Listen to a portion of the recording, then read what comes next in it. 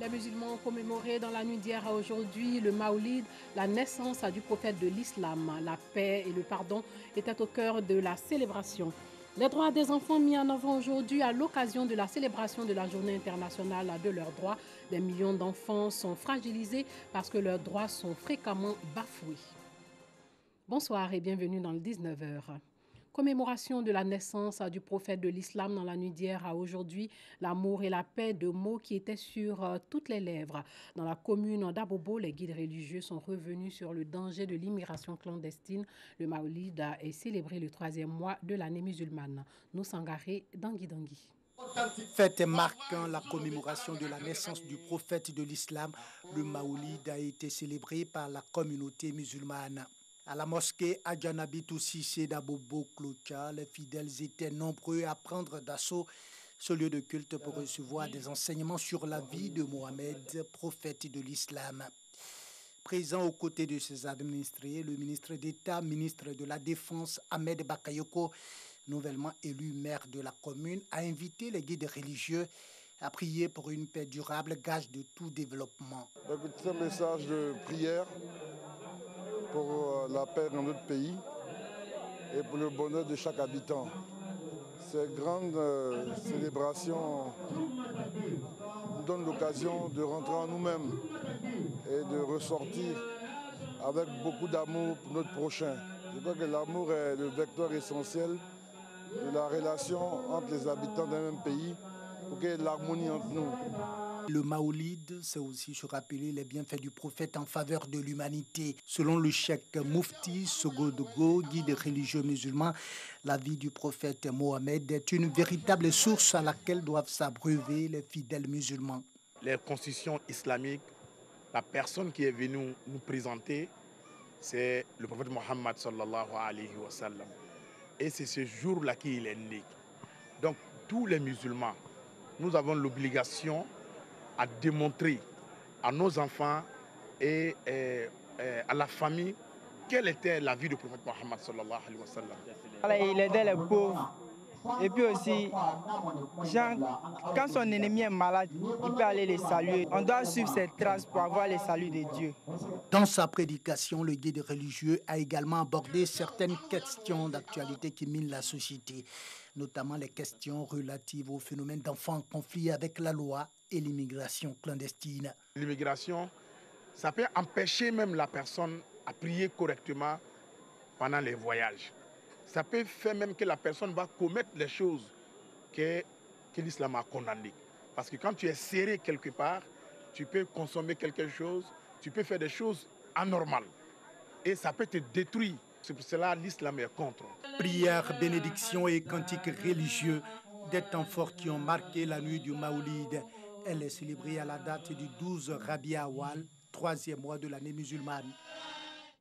Les guides religieux de Kong, dans le nord du pays, ont prié aussi pour la cohésion sociale et la paix en Côte d'Ivoire la nuit du Maoulid.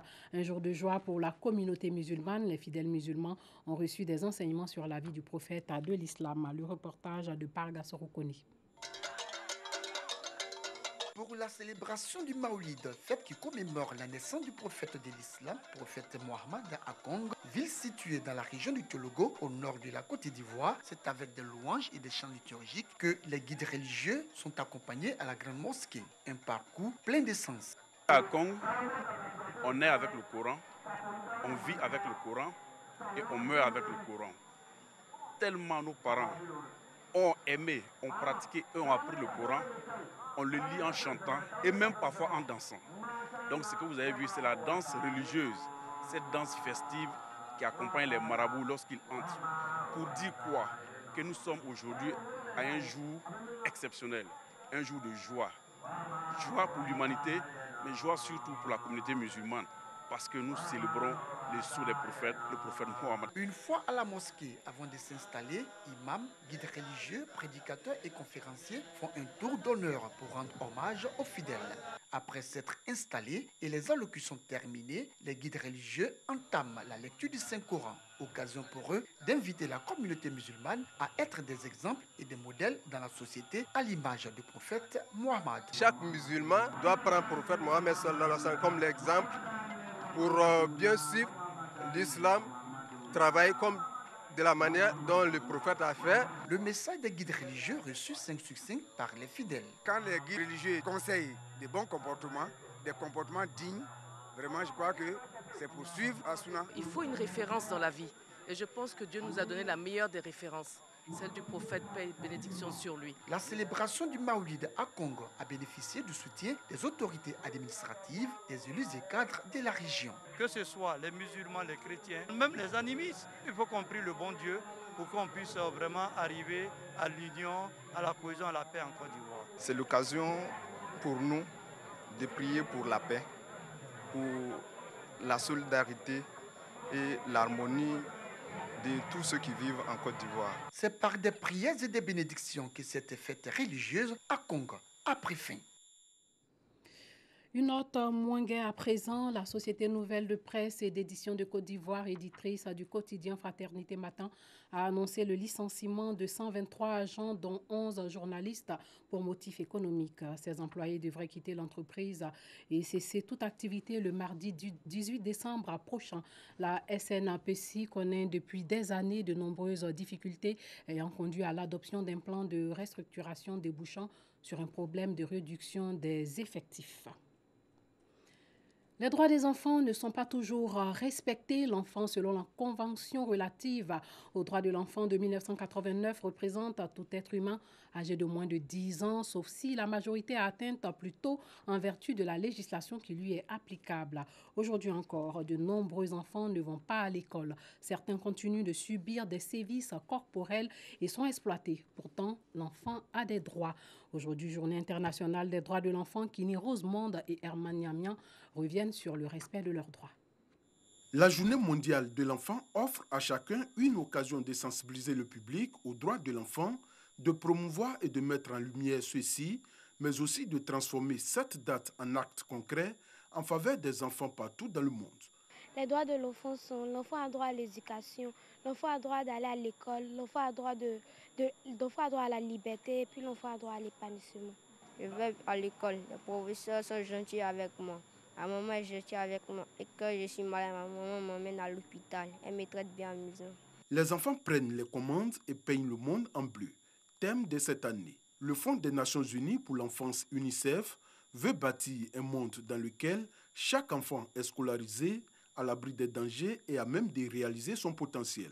L'enfant doit être l'objet d'un intérêt particulier et d'une protection spécifique. C'est dans cette optique que des textes proclamant la protection de l'enfant et de ses droits ont été adoptés, notamment le droit à la vie, à l'éducation, à la santé, à la protection, à la vie de famille, à l'égalité et au respect des différences. La Journée mondiale de l'enfant a été instaurée en 1954 et est célébrée chaque année le 20 novembre afin de promouvoir le respect et les droits des enfants. Le voisinage rime avec solidarité. Cela est-il d'actualité aujourd'hui? Certains vous diront que oui et d'autres non. Par le passé, les voisins faisaient presque partie de la famille. Aujourd'hui, l'individualisme aurait pris le pas sur l'altruisme.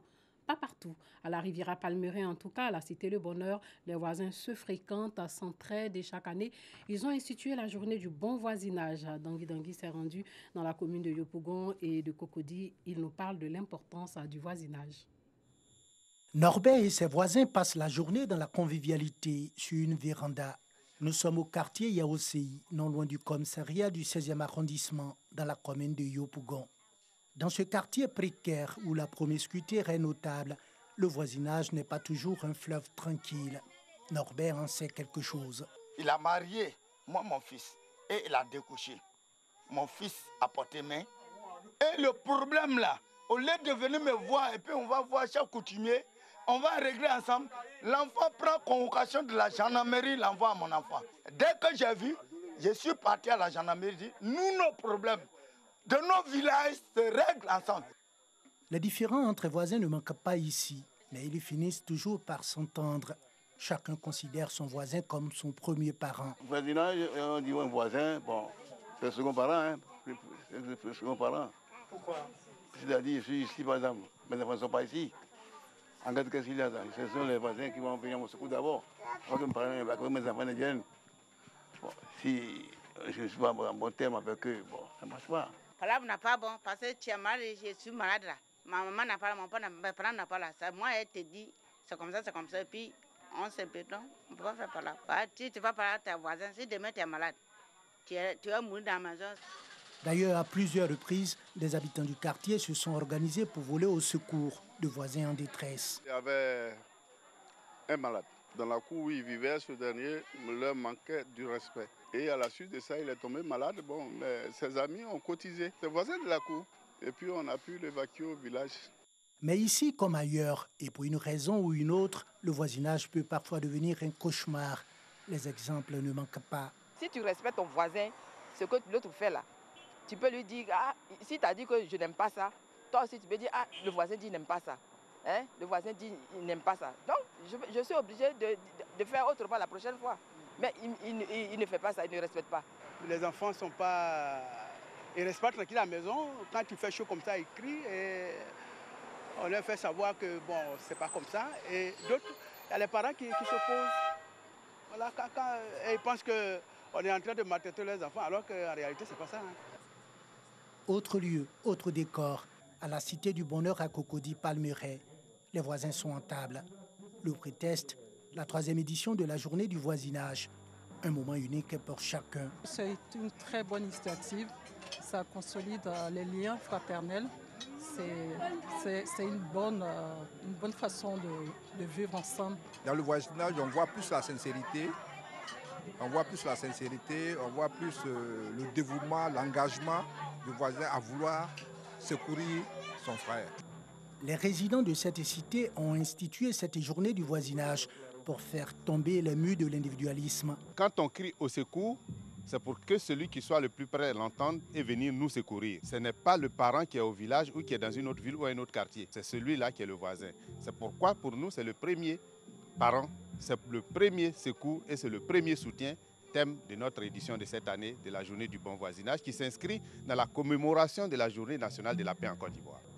Organisée chaque année dans cette cité, la journée du voisinage vise à rapprocher les voisins et à donner une chance à la paix. Parlons de création d'entreprises, un moyen pour résorber le chômage. Quelle que soit la taille de l'entreprise, elle génère toujours des emplois, permet de concrétiser ses rêves, d'utiliser son potentiel de créativité pour innover. Des vendeuses de porc aux fabricants de récipients en plastique. Herman Niamia met en exergue dans ce reportage à l'abnégation au travail. Dans cette usine de production d'objets en plastique, la vie ne s'arrête jamais. Des centaines d'employés sont à l'œuvre tous les jours 24 heures sur 24, chacun selon la tâche qui lui est confiée. Nous prenons les bobines, on met ça sur les quintes et on noue. Et à la suite de ça, on met les machines à masse et ça forme un rouleau. Les rouleaux que nous découpons pour former les sacs. Je suis à la production des sacs et à la couture. Les sacs viennent dans un rouleau comme ça. Et nous avons la latitude de coudre et les bas et les hauts du sac. De ces différentes unités de fabrication, ce sont des milliers d'emballages de sacs, d'ustensiles et bien d'autres objets en plastique qui sortent pour approvisionner les marchés ivoiriens et de la sous-région. Un véritable modèle d'entrepreneuriat pour absorber le plein de diplômés sortis des écoles ivoiriennes. Nous recrutons des jeunes qualifiés, diplômés. Nous essayons au maximum de prendre des jeunes qualifiés. Et effectivement aussi, nous avons aussi des jeunes que nous recrutons suivant les différentes conventions que nous avons avec la municipalité ou avec, ça peut être des églises ou des mosquées. Ici, pour accéder à un poste, la qualification est nécessaire. Enfin, presque. Quand le postulant est sans diplôme, le métier peut s'apprendre sur le tas. Dans chaque équipe, on a des chefs d'équipe, on a des cadres, on a des surveillants qui accompagnent ces jeunes pour avoir un savoir-faire. Ils sont formés d'abord théorique et ensuite pratique sur des machines. Loin des technologies, des femmes ont bâti aussi leur propre modèle d'entrepreneuriat. Dans la commune de Koumassi, on ne parle pas de restauration sans évoquer le nom de sa célèbre vendeuse de viande de porc. On vend la viande fraîche, le kilo à 2000. Bon, préparé aussi, il y a pour 2000, il y a pour 1000 francs, il y a pour 500. Par jour, on peut vendre beaucoup. Contrairement à l'industrie du plastique, ici, aucun diplôme n'est exigé. Seule la volonté suffit.